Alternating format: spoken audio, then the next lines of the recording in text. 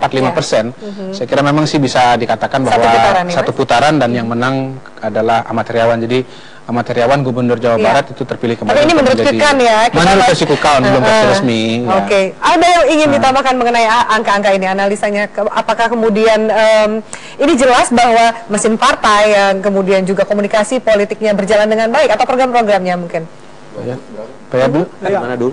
Jadi begini, kalau kita melihat angka-angka ini, artinya kan petahana akan dipercaya kembali untuk menjadi gubernur. Wakilnya adalah Jenderal Nagabonar nih. Ya, persoalannya adalah apakah petahana mampu tidak menjawab isu-isu permasalahan yang tadi sudah dikemukakan oleh warga. Artinya kemenangan ini bukan berarti proses perjuangannya selesai pada pilkada. Tapi apakah 5 tahun ke depan ada isu 5 isu persoalan yang harus dijawab oleh mereka. Baik, kita akan lihat bagaimana suasana.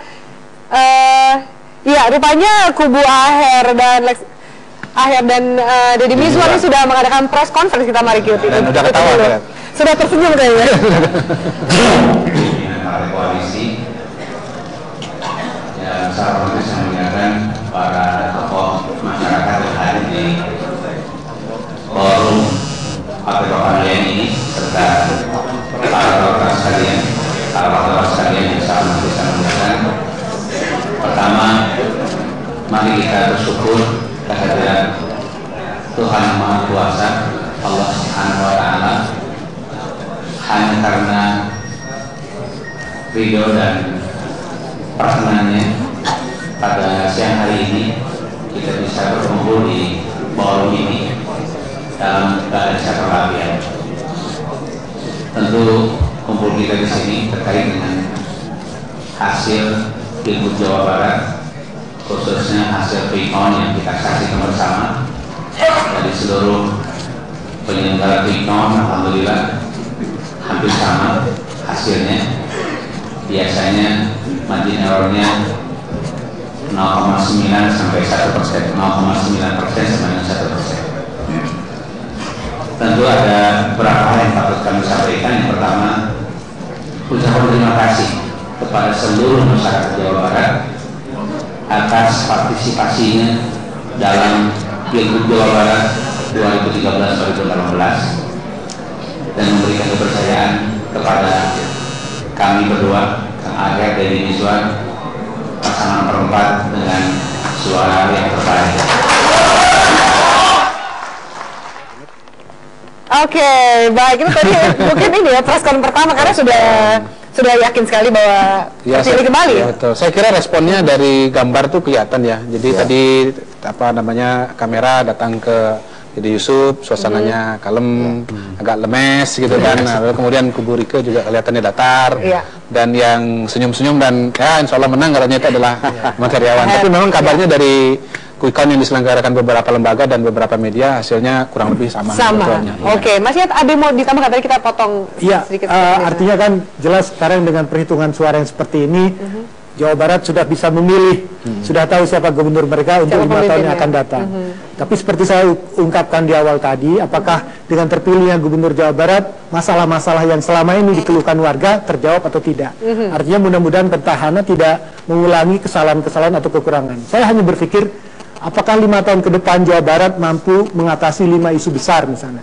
Yang pertama misalnya persoalan urbanisasi. Karena kita ketahui Jawa Barat ini merupakan wilayah pilihan pencari kerja dari berbagai daerah, khususnya pada wilayah-wilayah yang dekat dengan wilayah ibu kota Jakarta. Memang perlu dipertimbangkan pada wilayah yang begitu cepat pertumbuhannya dengan krisis daya dukung sumber daya yang terbatas, perlu diperkuat kerjasama dengan pemerintah DKI Jakarta dan memperkuat kerjasama dengan pemerintah pusat. Yang kedua, ada sedikit juga tantangan adalah persoalan-persoalan transportasi yang sekarang sudah dikeluhkan oleh masyarakat, sama persoalan-persoalan penataan ruang, dan juga persoalan yang terakhir adalah masalah kesenjangan antar wilayah. Jadi Jawa Barat ke depan itu sebetulnya sudah memiliki perda bagaimana mereka mendorong pertumbuhan wilayah utara dan bagaimana mempertahankan wilayah di selatan. Jadi yang menjadi pertanyaan kita adalah, apa yang sudah dicanangkan ini bukan sekedar untuk mendapatkan penghargaan bagi gubernurnya, tapi bagaimana penghargaan yang didapat sekian banyak itu juga berpengaruh signifikan kepada warga dan warga Jawa Barat secara menyeluruh. Oke, baik. Silakan. Ya, salah satu iklannya Aher Deddy itu adalah doa di radio setiap menjelang sholat fardu. Ya Allah, bila kau berkehendak memberikan kami kekuasaan, berikan juga kami kemampuan untuk mendengar. Jadi artinya inilah saatnya Dedi dan Aher ini untuk mendengar suara rakyat. Lebih-lebih mendengar, kalau kita hitung, kalau saja ini benar gitu Mas Kudori ya. Artinya kan tingkat dukungan real kepada mereka hanya sekitar 10 juta. Dari 40 juta penduduk Jawa Barat, artinya ada 30 juta penduduk yang harus didengar aspirasinya. Yang sekarang tersalur ke nomor 3, ke nomor 5. Yang itu adalah rakyat Jawa Barat juga, rakyatnya Aher juga, itu yang pertama. Yang kedua, kemampuan mendengar apa? Ketika dia kampanye di Pangalengan dan menemukan orang yang sudah sakit sangat amat lama, dia langsung telepon dinas kesehatan, betul Pak Dede? Dan langsung direspon saat itu juga diobati, kecepatan, kemauan untuk ngaroris turun ke bawah gitu ya, itu harus dilakukan. Kalau yang ketiga, saya setuju dengan 5 agenda itu dan tadi juga ada survei, tapi menurut saya ada jembatan yang bisa mengatasi itu. Yang pertama, mempercepat pembangunan jalan infrastruktur.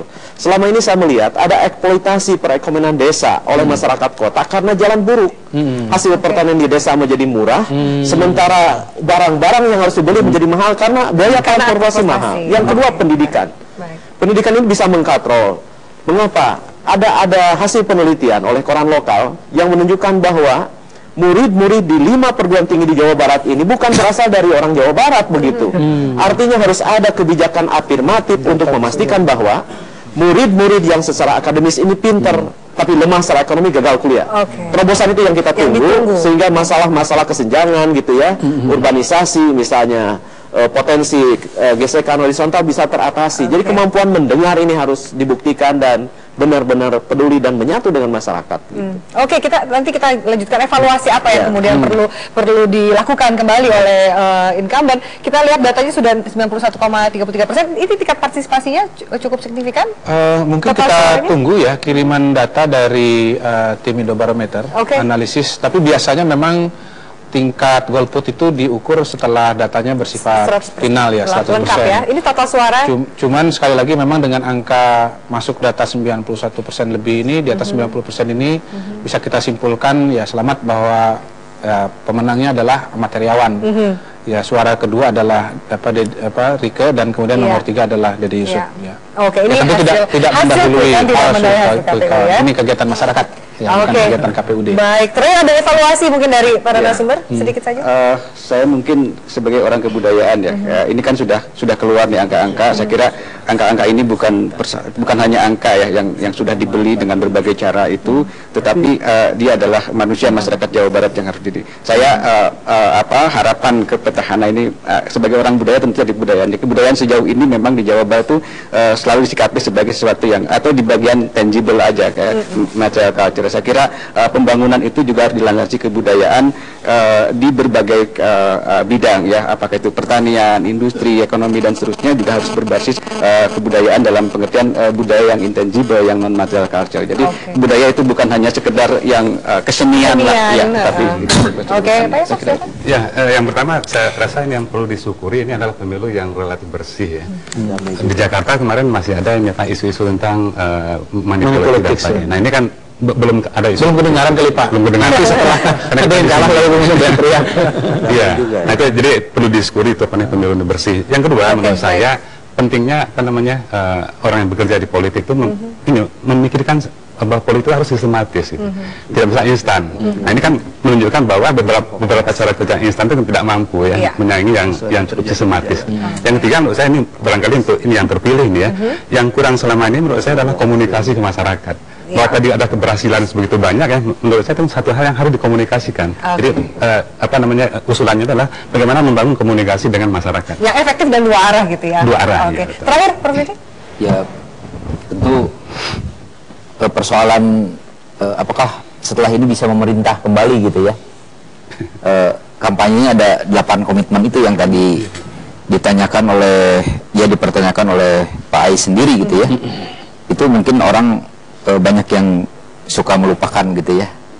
Mungkin kembali janji ya, dibilangnya janji politik gitu ya. Boleh dipenuhi, boleh tidak. Nah saya kira ini jangan ada Pak, harus ya itu harus gitu ya. Misalnya di sini ada soal mohon singkat Pak. Membangun stadion olahraga di kabupaten kota itu bagaimana? Kemudian juga membangun pusat seni dan budaya di kabupaten kota itu juga bukan persoalan saya kira karena soal kewenangan nanti terbenturnya. Dan Terakhir. 4 triliun untuk infrastruktur, saya kira tadi yang dipersoalkan Pak Yayat itu bagaimana merealisasikannya gitu ya dengan APBD yang ada dan undang-undang jalan itu kan dibagi-bagi lah. Saya kira itu. Baik, berarti menurut hasil quick count, Pak Kodari, berarti Jawa Barat sudah memiliki pemimpin yang baru, pemimpinnya wakilnya yang baru ya? Iya betul, dan tidak perlu 2 putaran. Tidak perlu 2 putaran. Oke, baik, terima kasih banyak atas waktunya dan kehadirannya para narasumber, para bapak-bapak sekalian, dan tepuk tangan meriah untuk rekan-rekan mahasiswa di sini.